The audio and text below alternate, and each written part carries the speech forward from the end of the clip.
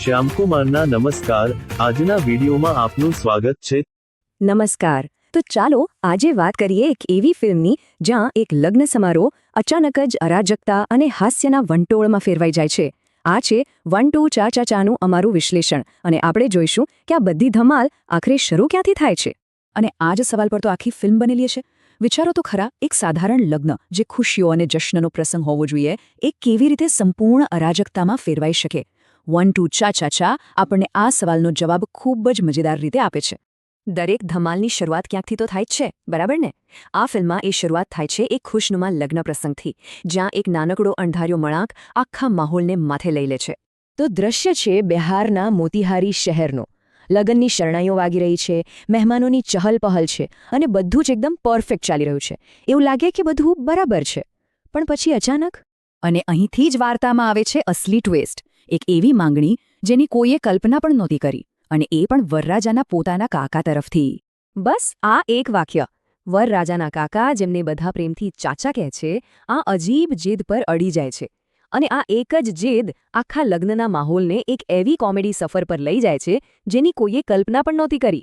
હવે આ વિચિત્ર માંગ પાછળનું કારણ થોડું ગંભીર છે.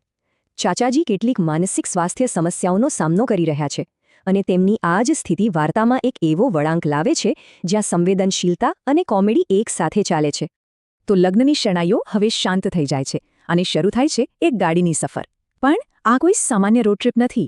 આ એક એવી મુસાફરી છે જે હાસ્ય, ગેરસમજ અને અણધારી ઘટનાઓથી ભરચક છે. ઘરના 3 યુવાનો આ જવાબદારી ઉપાડે છે, ચાચાજીને સારવાર માટે હોસ્પિટલ લઈ જવાની. પ્લાન તો એકદમ સીધો સાદો લાગે છે, ખરું ને? પણ ફિલ્મની અસલી મજા તો ત્યારે જ શરૂ થાય છે જ્યારે સૌથી સરળ પ્લાન પણ ઊંધો પડવા લાગે છે. અને આ જ સવાલ ફિલ્મનું હૃદય છે. હોસ્પિટલની એક સામાન્ય મુસાફરી, એમાં વળી શું ખોટું થઈ શકે? જવાબ છે બધું જ. અને આ બધું જ કેવી રીતે ખોટું પડે છે, એ જ તો આ ફિલ્મની અસલી કોમેડી છે. આ જુઓ, આ તો જાણે અરાજકતાનો સ્ટેપ બાય સ્ટેપ મેન્યુઅલ છે. એક સરળ હોસ્પિટલ પ્લાન કેવી રીતે રસ્તામાં થયેલી નાની નાની ગેરસમજને કારણે ગુંડા, પોલીસ અને ભાગદોડના ચક્કરમાં ફસાઈ જાય છે, તે જ આ ફિલ્મની ખાસિયત છે. દરેક પગલું કોમેડીને એક નવા જ લેવલ પર લઈ જાય છે.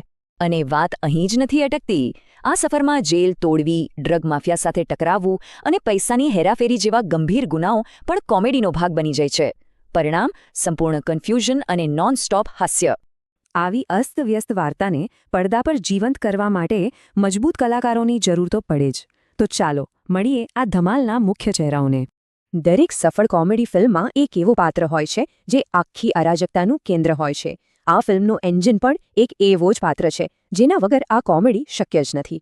અને એ પાત્ર એટલે ચાચા, જેને પોતાના શાનદાર અભિનયથી જીવંત કર્યું છે દિગ્ગજ કલાકાર આશુતોષ રાણાએ. એમની એક જિદ્દ જ આખી વાર્તાનો પાયો છે, અને ફિલ્મની મોટાભાગની કોમેડી તેમના જ પાત્રમાંથી જન્મે છે. ખરેખર તેઓ જ આ ફિલ્મના મુખ્ય આકર્ષણ છે. ચાચાજીને સાચવવાની આ મુશ્કેલ જવાબદારી નિભાવે છે લલિત પ્રભાકર, અનંત જોશી અને હર્ષ માયારની યુવા ત્રિપુટી. અને આ અરાજકતામાં ઘી હોમવાનું કામ કરે છે અભિમન્યુ સિંઘ અને મુકેશ તિવારી જેવા અનુભવી કલાકારો, જે ગુંડા અને પોલીસના રોલમાં ધમાલ મચાવે છે. આ પ્રકારની અરાજકતાવાળી કોમેડી જોતી વખતે હેરાફેરી કે ધમાલ જેવી ક્લાસિક ફિલ્મોની યાદ આવી જાય નહીં? તો શું 1 2 ચા ચા ચા પણ એ જ લીગમાં આવે છે? ચાલો જોઈએ. અહીં જુઓ તો ફોર્મ્યુલા લગભગ એ જ છે. જે રીતે હેરાફેરી અને ધમાલમાં પારિવારિક મનોરંજન, અરાજકતા અને ગેરસમજમાંથી કોમેડી પેદા થાય છે, તે જ ડીએનએ 1 2 ચા ચા ચામાં પણ જોવા મળે છે. એટલે જો એ ફિલ્મો પસંદ હોય તો આ ફિલ્મ જરૂર ગમશે. ટૂંકમાં કહીએ તો આ ફિલ્મ સિચ્યુએશનલ કોમેડીની શ્રેણીમાં આવે છે. અહીં જોક્સ પર નહીં, પણ પાત્રો જે વિચિત્ર પરિસ્થિતિઓમાં ફસાય છે તેના પર હસવું આવે છે. અને આ જ તેને એક સંપૂર્ણ પારિવારિક મનોરંજક ફિલ્મ બનાવે છે.